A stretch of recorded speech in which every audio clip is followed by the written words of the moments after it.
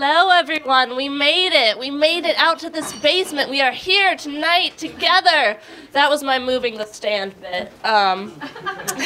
Okay, guys, so I know this isn't like a popular, cool opinion, but my parents are actually really supportive of me. They're great. Like, my dad has always said that he 100% supports the fact that I'm a lesbian. Yeah, I mean, that usually gets applause. People usually produce roses from midair, throw it on stage. That's all right. Save your stage roses for later in the set. Yeah, no, he's really supportive, and it's so great. A lot of people don't get it. Small minor detail. I'm not a lesbian. I just watched The L Word one time on his Netflix queue. Same week I got this Tegan and Sarah haircut. Look me in the eye and tell me you find me attractive. The whole joke was so I could do that Tegan and Sarah impression, which was spot on. You're welcome. No, my dad is really supportive. He's actually here tonight. I won't point him out. He knows who he is. And the last time he came to see one of my comedy shows, it was a sketch comedy show. Right before the show, he comes up to me and he goes, "Molly, listen, you can be funny, but be a lady." So I've decided to incorporate that into my stand-up. Okay, where are all my ladies tonight? Do I have any ladies in the audience? Put your little lady hands together so I can hear them with my lady ears. Come on, ladies! Yes! This is a vegan, low-calorie, gluten-free joke for the ladies! Okay, so ladies.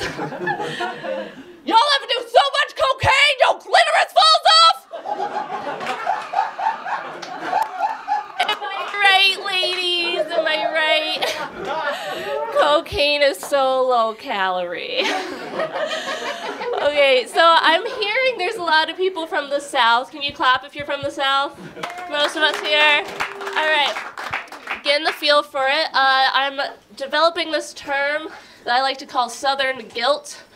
Which encompasses, don't worry, it's not what you think. The ingredients to Southern guilt are, it's when it's a special kind of guilt you only get from going home to a Southern family, and it's not anything we should be guilty about, like, I don't know, racism, I don't know.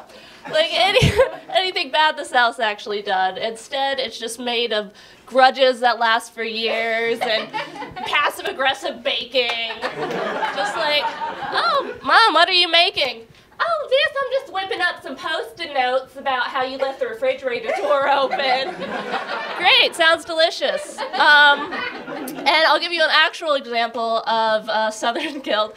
I was at my grandma's house up in West Virginia, up the holler as they say, and I was going into her sewing kit because I was mending a hanky for a gentleman caller. And so I open her sewing kit and I find this bag of weed that is so old it no longer has a smell. And so I get really excited because I'm like, ooh, like I knew my grandma was liberal, but it's like liberal for West Virginia. It's like Jimmy Carter liberal, but like she probably wouldn't vote for Obama. That kind of liberal. She works for a church, but it's Presbyterian. Anyways. So I decided to like play it cool because I realized this could be a bonding moment for me and her. I don't want to seem like a narc. So I go downstairs and I'm like, "Grandma, guess what I found in your sewing kit?" Turns out that was not her weed. That was weed she confiscated from my aunt when my aunt was 14. My aunt is now 34. My aunt has given birth to 2 children and sustains those children through their lives. My aunt has a mortgage. And yet her mother has kept this dime bag she accidentally brought home when she was 14. That is Southern guilt. All right, so we've been laughing a little bit. We kind of got that out of the way. You guys don't know about me. I'm actually a pretty serious actor. And so I know Atlanta's kind of the big town, the big city. They filmed The Walking Dead here. So if you guys don't mind, I'd like to do a serious character, just show my range for Tyler Perry or whatever director might be in the audience tonight. And then we'll get back to the jokes. We'll just go right back into that silly stuff. Okay, this is my serious character. Mama, I might not look like much now, but you'll see. Mama, one day you'll see. I'm gonna be a star, Mama. I'm gonna be a big, big star. Thank you. That was from my play Amputated Starfish Leg. Great. Thank you. Thanks. That's usually a standing ovation. I don't know if you guys could tell from this sweater, but I am single. You might have seen this sweater on BuzzFeed's 15 sweaters that are better than having a boyfriend. It is, trust me. My last romantic endeavor did not end very well. I'll tell you guys what happened. So I started dating this guy who I was friends with, and who had just gotten out of a relationship, and all that wasn't complicated enough. His ex was actually a friend of mine, but him and I still, despite this, started dating. And then, do you guys remember Snowpocalypse last year? Black Eyes, whatever you want to call it? All right, so I was over at his apartment during Snowpocalypse, the time where you would not expect anybody up here at your door. And early in the morn, we get a knock at the door, and he looks out his window. Who is it but his ex? So he looks at me and he's like, you gotta go hide in the bathroom. I'd never been in this situation, so I went and hid in the bathroom.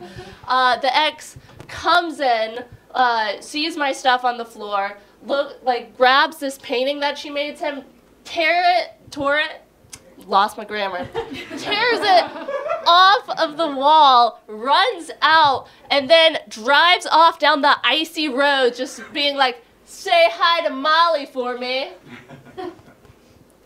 And in that moment, hiding in the bathroom on the icy tiles, I have never felt more like R. Kelly. And now I understand why they were singing the whole time, because that would have made that situation so much more less awkward if she had just been like, I'm knocking at the door, I'm opening the door, I see a bra on the floor. All right, that's it for me. Thank you guys, I've been Molly Pease.